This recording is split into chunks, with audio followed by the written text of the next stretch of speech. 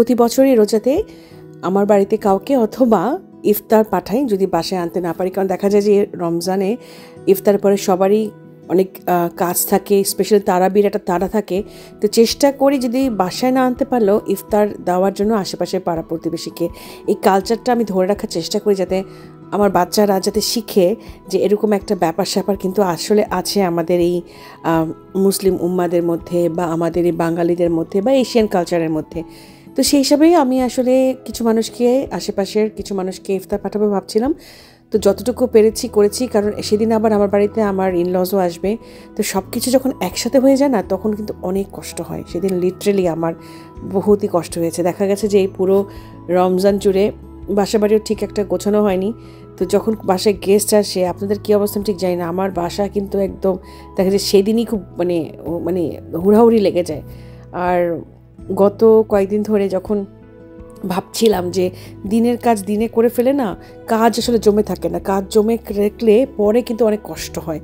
তো যাই হোক, এই যে ইফতারের প্লেটার এক একটা বাসার জন্য ভাজাভুজি অনেক করেছি, একটা সিম্পল আলু মামার তেহারি করেছি।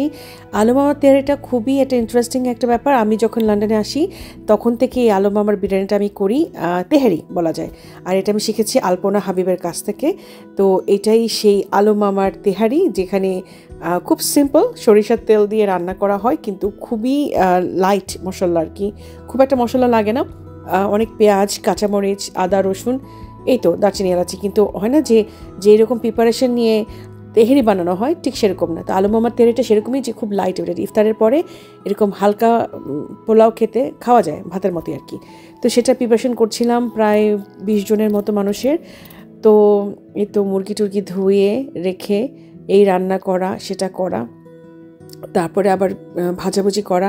ইফতারে যেটা হয় যে সব কিছুটা নির্দিষ্ট সময়ের পরে গিয়ে ভাজাভুজিটা করতে হয়, আদারওয়াইজ স্টেইল হয়ে যায়, মানে একদম নেতানোর মতো হয়ে যায়, তাই না? তো এটা খুব কঠিন হয়ে যায় আমার জন্য। আর যেখানে আমাদের হেল্পিং হ্যান্ড নাই এই বিদেশ জীবনে, তখন আমি জানি না আপনাদের কেমন হয়, আমার তো বহুত কষ্ট হয়। এটাই স্বাভাবিক, কষ্টই হবে। তো আর এই যে সুন্দর আবেয়াটা আমি পরেছি, এটা মোদাসিয়া মুভিন থেকে আমাকে পাঠানো হয়েছিল। এত সুন্দর, এত ক্লাসিক একটা মানে আবেয়া পরলে না একটা অন্যরকম একটা পবিত্রতা আসলে লাগে, কিন্তু খুব ভালো লাগে কিন্তু। আর এত সুন্দর গ্লিটারি, আর এত দারুণ একটা মানে ম্যাটেরিয়ালসে, খুবই ব্রিদেবল একটা ম্যাটেরিয়ালস, সিল্কের উপরে আর সার্ভার্সকের কাজ করা। তো সব কিছু মিলে আবেয়াটা অন্যরকম একটা ডিফারেন্ট কালার ছিল, খাকি কালার। সো এটা বটল গ্রিনও বলা যায়। তো যাই হোক, আলহামদুলিল্লাহ রমজান তো প্রায় শেষের দিকে চলে এসছে, আর 2-1টা রোজা বাকি আছে। তো যদি সব কিছু ঠিকঠাক থাকে তাহলে আল্লাহর রহমতে রবিবারের দিন বা সোমবারের দিন ইংল্যান্ড বা আশেপাশের দেশগুলোতে ঈদ হবে। তো সবার ঈদটা ভালো কাটুক। চেষ্টা করব এর মধ্যে একটা ভ্লগ আপলোড করতে। আমার ভ্লগগুলো আপনাদের কেমন লাগে সেটা জানাবেন নিশ্চয়ই। আপনাদের মতামত পেলে আমার সত্যিই খুব ভালো লাগে, তখন কাজে একটা ইন্সপিরেশন, একটা গতি পাই আসলে। তো যাই হোক, নিশ্চয়ই দেখা হবে অন্য একটা ভ্লগে। সেই পর্যন্ত সবাই ভালো থাকবেন। আল্লাহ হাফেজ, আসসালামু আলাইকুম।